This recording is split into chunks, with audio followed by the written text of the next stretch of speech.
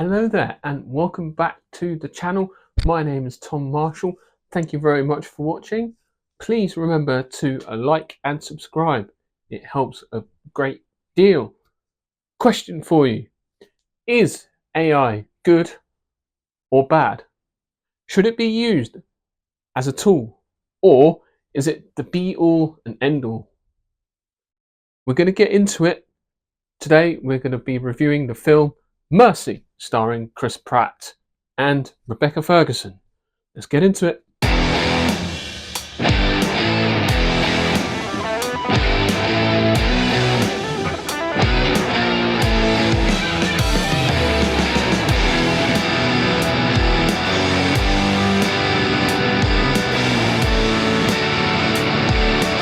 Mercy is about Chris Raven, who is played by Chris Pratt. Yep, thought long and hard about that one. And Chris essentially is strapped to a chair, unable to move in a seemingly empty room, has no idea how he got there or why, and is just sat there unable to do anything at all about it. And suddenly a big projection of an AI judge in the name of Judge Maddox appears before his eyes. That is Rebecca Ferguson's character. She tells him he has murdered his wife and he has 90 minutes to prove his innocence with all available tools at his disposal.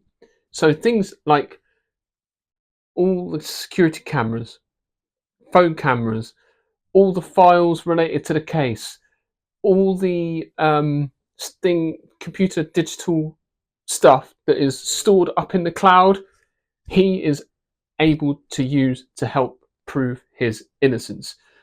He has a score of 1 to 100%. 98% is where he's at the minute, and he has to spend 90 minutes trying to prove his innocence. He is a police detective who has been championing this new AI system, this new Mercy court, and he suddenly finds himself in this situation in the place that he championed all those years ago, and is stuck and has to use his knowledge and detective skills to prove his innocence, that he did not kill his wife. He is adamant about this and has to navigate his way through this digital minefield and use all the information available to him without moving away from the chair, without being able to investigate in person.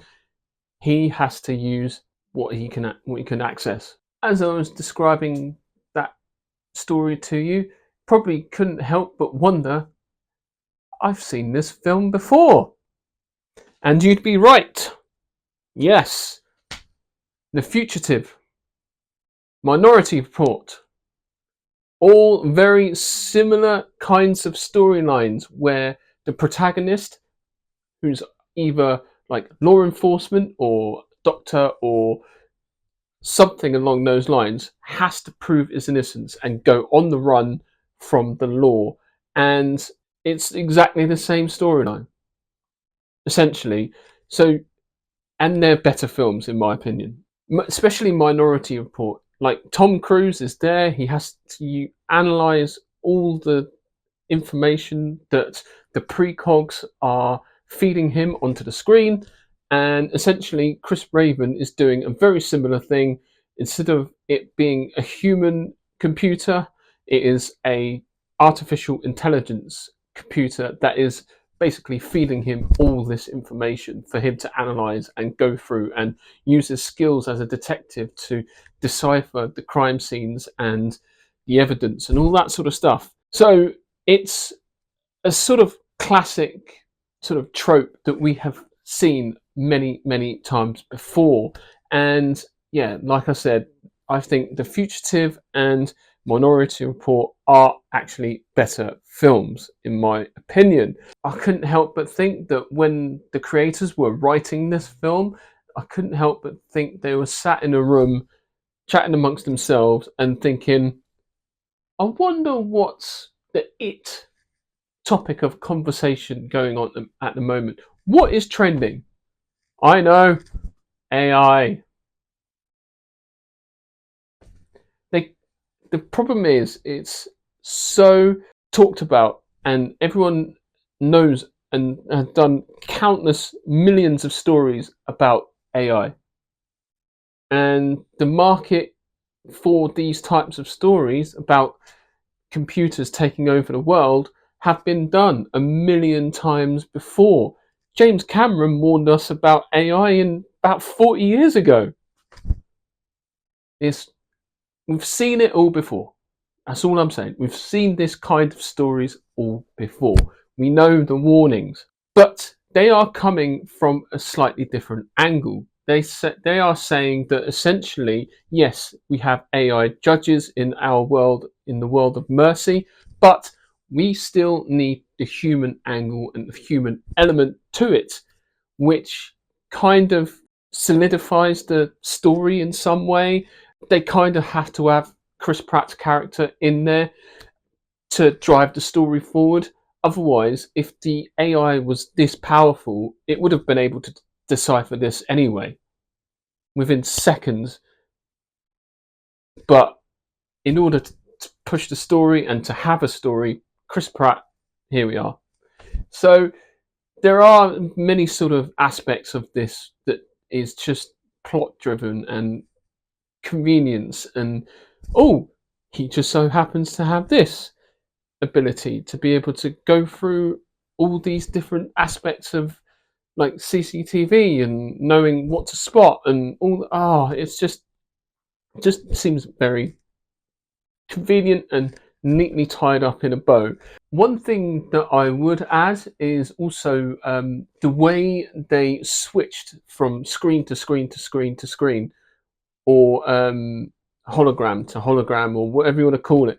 It was so irritating because they wouldn't even hold on to it for that long. It's like, oh, we've got to be quick, we've got to be quick, we've got to be quick. On the next one, on the next one. It's like I didn't even have time to read like some of the email stuff. It was just so erratic and so fast. It's like, oh my god, it was just irritating over time, and I just felt like just needed to slow down a little bit. Just slow the investigation down. We've got time. Don't have to rush. Don't worry about it. We can go through the emails. We don't have to rush through it all. We don't have to swipe, swipe, swipe, swipe. And so when you're watching it, you're like, oh, is Chris Pratt sitting in a chair talking to Rebecca Ferguson all day? I couldn't get past it, and it felt like very much they were phoning it in, and both metaphorically and literally. I mean, there's no sort of real acting going on here. It feels like they're literally just reading or being fed lines and spurting them out, and that's it. And that's what it just feels like to me. Like, no offense to any of the actors, they're really good. They do some really good work, but here I feel like they're literally just reading the lines and not really acting, as it were, which is frustrating because this is like a missed opportunity. They could have done something really different and really sort of experimental and done something just better than this. With all this budget and money and technology and great actors and directors and things like that, surely they could have come up with something slightly better than this. It's not that difficult of a watch, and you can sort of dip in and out of it. And to be honest, I'm not entirely sure why it was even released in cinemas. It is an Amazon MGM production, so it could have easily just been put straight to streaming, and it would have been totally cool with that. But because they released it in cinemas, it just diluted the whole thing. I think it would have been better just released in on streaming and job done. Would have any hesitation or any sort of bad things to say about it, because I'll be like, well, that's clearly what this film is designed for. It's designed for streaming, so you can watch it at home. It's very sort of mid at best, not like Chris Pratt's best work, if I'm honest. The last act, I think, where he's out of the chair and he's actually doing more of the action side of things, is where he shines. And even though it had the clock ticking away, I did find myself quite a lot looking at my watch, being like, I'm on. Yeah, we get it. We get it. We get it. So it's a bit frustrating, and you just think to yourself, oh, what could have been? What could have been? But yeah, I mean, to summarize, it's stories and subject matters that we have been told and taught for almost 40 years now, and yeah, nothing new. So yeah, there we go. Thank you very much for watching. And the next video I'm going to be doing is This Thing On, which is the new comedy directed by Bradley Cooper and starring Will Arnett. So that should be quite good. Thank you very much for watching. Please remember to like and subscribe, and I shall see you in the next video.